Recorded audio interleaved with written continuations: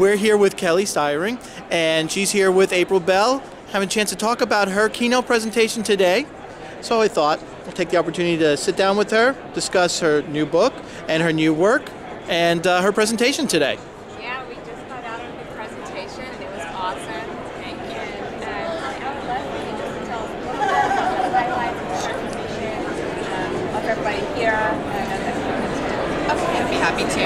I've been working for many years in consumer insights and trying to offer my clients new and rich ways to gain insight that inspires innovation.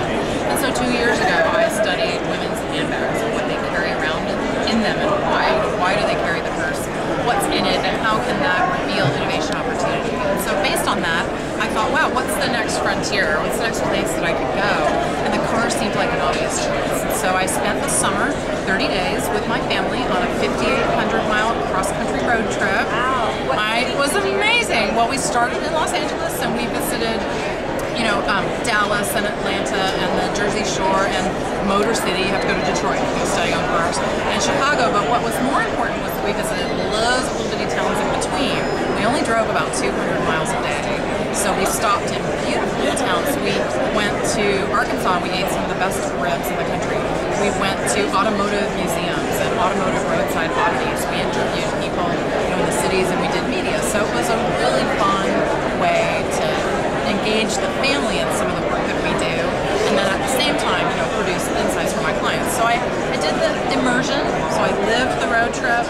I did ethnography, and what we call intercept ethnographies or archaeologies in each city to produce in your car road trip through the American automobile. I then took all of that information back and created an online inventory and did a quantitative study so that people could produce, they would print out their own checklist, go to their own car, check off what was there, so that we could put some quantitative heft behind the qualitative and bring all of that together into, what are the profound learnings that inspire innovation.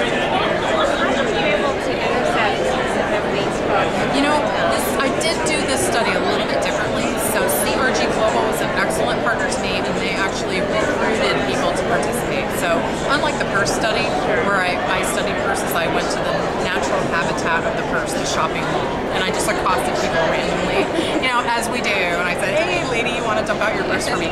This was, this took 2 hours, 2.5 hours. This was a much bigger endeavor, and we did it, in a hot, sweaty parking lot, with a setup. So we did pre-recruit, but we asked people not to clean out their car, and I was a little skeptical about how that was going to work out.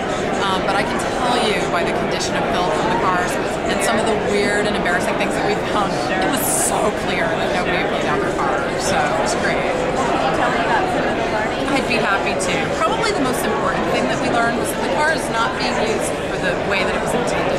We design consumer products and we launch them onto the marketplace, and we think people are going to use them the way that we instruct them to. The car is no longer being used just to transport from place to place. It is truly a habitat for living. So people are, reading, eating, sleeping, doing lots of things in their car other than just driving.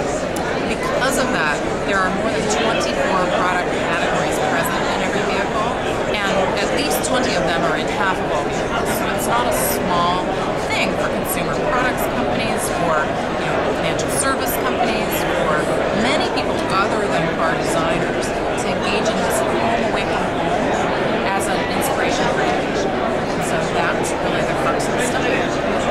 What inspired you specifically to do the car study? It was an expansion of the purse study in a couple of different ways. So once I started to work with the purse data and talk with people about what was in your purse, I noticed that women engaged in it really quickly, but men kind of looked at me skeptically until I had a chance to explain, there are more purses than households in America, there are 25 consumer categories, really start to get into the business opportunity.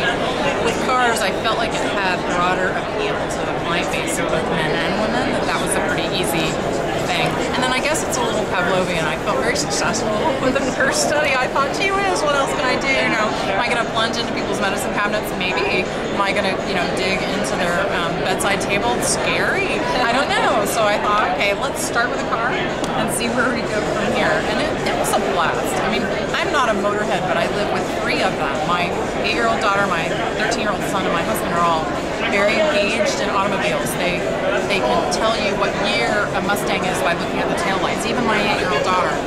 I'm I'm not a car person. I thought, what a great way to learn more about something that interests them, bring them more into my work, and maybe appeal to a broader customer base. I mean, I think the important thing about what you do when you're in private practice and you're producing a syndicated study is to think about marketing in advance of producing your product. And so I'm producing off-the-shelf product. It's a syndicated study.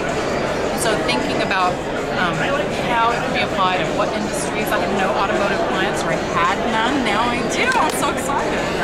Right. So lots of good reasons. So what's scarier, a purse or a car? I actually think a purse is a little bit Really? scarier. I wonder. Yeah. You know what? It's dark in there. Yeah.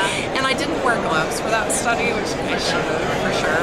And it really is a dark place where things get lost and it's never ever cleaned. At least the car is cleaned every couple of weeks.